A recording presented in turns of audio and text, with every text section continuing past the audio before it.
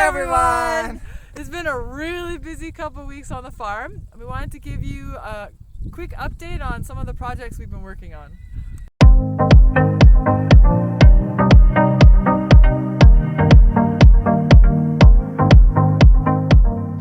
We finally built the road. It's a really cool road, and we finally got this project done where we managed to hire one of our neighbors. They're a very talented crew, so they built a really awesome road for us. We've been planning this for a long time, and we marked on the contour exactly where we wanted the road to go, and they kind of went from there. They did a really good job separating the topsoil, creating areas for water flow, helping us manage the water flow, and areas for planting in the bank so that we can prevent erosion. So that's going to be keeping us busy for the next couple of weeks, planting on those and sort of protecting those areas that may, the soil is exposed. So we're going to be doing a lot of mulching and planting. So we just got this new road built, and with this they did a really beautiful job. They separated all the topsoil for us so that we can start planting in it and stabilize it, but also this topsoil not being part of the road, that helps create a more permanent road structure. And over here they laid out a bunch of the topsoil for me so that I can plant slope stabilizer plants in here. I am getting a whole bunch of sumac that are going to go in there, but for now I just went through, because I got a hold of a whole bunch of sprouting potatoes for free. So I just went through and planted every few feet potato, and they're, there's a pretty good chance they're gonna germinate and they're gonna form biomass, stabilize that slope, and act as mulch when they die.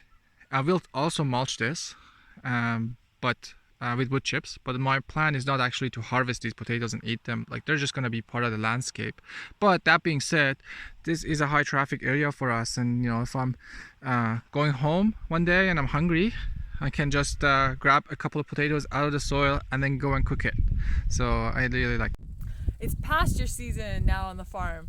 It's the time where we like to move our sheep around and give them some nice green pasture to munch on during the spring and summer season, and into fall actually. So yeah, they've already gone to one of our neighbors. We've moved them again to another neighbor's property where they have enough for the sheep to graze that they will be there in different pastures all summer. So we really love doing our sheep this way. It's a win-win situation for us and our neighbors. Our sheep get to have the lush, beautiful lush green herbs and grasses, and our lambs that we take to be processed get to grow up on this beautiful pasture. And our neighbors get their pasture trimmed down. They don't have to put any work into it, which is really great for fire protection, which is an issue around here, and keeps ticks and stuff off their property.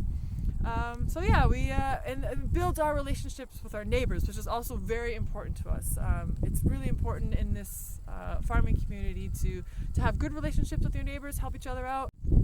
And we have been really busy planting lots and lots of trees. We planted a couple of hundred trees last couple of weeks, and about 50 or 60 Antonovka apples, a whole bunch of linden trees, and honey locust, hazelnuts, a whole bunch of different fruit trees and shrubs that we planted. So we continue building those swales on contour, and that's the main way we are planting our trees, because the last couple of years that we've tried this, we have had really good success with it. But this year we got a little creative, and we came up with a little art project. We're calling it the Nautilus Knoll. This beautiful landscape feature, we actually went and took me a couple of hours working with the tractor to cut and sort of flatten the top of the hill and create swale right around it in the shape of a nautilus. And we planted the trees all along the swale around it. So those trees are gonna, once they grow, they're gonna create a really nice cozy space inside there, and you have to walk through a little path to get inside. But once you're inside, you're surrounded completely with trees. So that's our vision for this little area in future. Maybe people can come and hang out, have a picnic in there, or use it for meditation or dance or something like that. So really excited about this, even though right now it doesn't look like much. But yeah, we planted a whole bunch of trees close to each other there, and I think my theory is I planted them the trees like 3 or 4 feet apart. My theory is that because we get a lot of wind here right now, you can see we got a breeze going, and it's usually constant over here. So because we always have this constant wind and airflow, I think the trees are going to be totally happy growing next to each other, because that's what usually causes issues when trees are too dense. They may get diseased. But in this situation, I think it's going to be fine. But we'll find out in a couple of decades if this is going to work out or not. So we'll see. A huge thank you to all of our friends who came and helped us plant all of these trees. We couldn't do it without your help, and we also have a ton of trees coming in for the next couple of weeks. So if you're in the Kamloops area and you want to get outside and get your hands dirty, we'll have the trees set up here, and you know, just send us a message and come at any time. I try to prepare the ground and the soils and pre-drill the hole, so when you come here you just grab a tree and then a shovel and then go and plant it. Also a huge thank you to our friend Jed from Elderberry Grove for growing all these beautiful and healthy trees. The next few weeks are going to be busy as well. We're going to start pasturing our pigs, so quickly moving them over our property so they can turn up the soil a bit, and then we'll be sitting behind them, so they'll help regenerate the soil from and give us some nice green pastures for next year. In the next video, we are going to show you guys some of the techniques we use to build our soils. We have had really good success with them, and we have a variety of different types that we've built here. So we'll go show you a little closer look and look at some of the tools that we use to build them.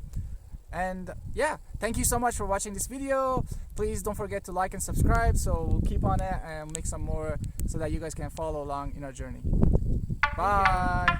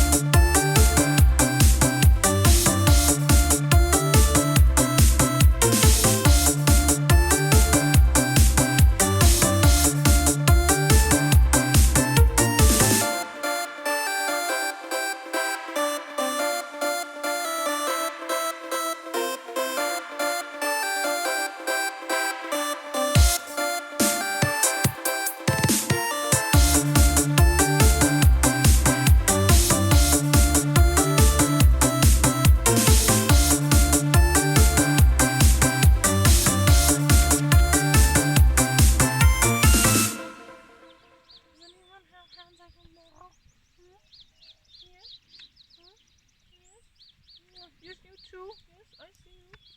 I see you. I see you. Okay, okay.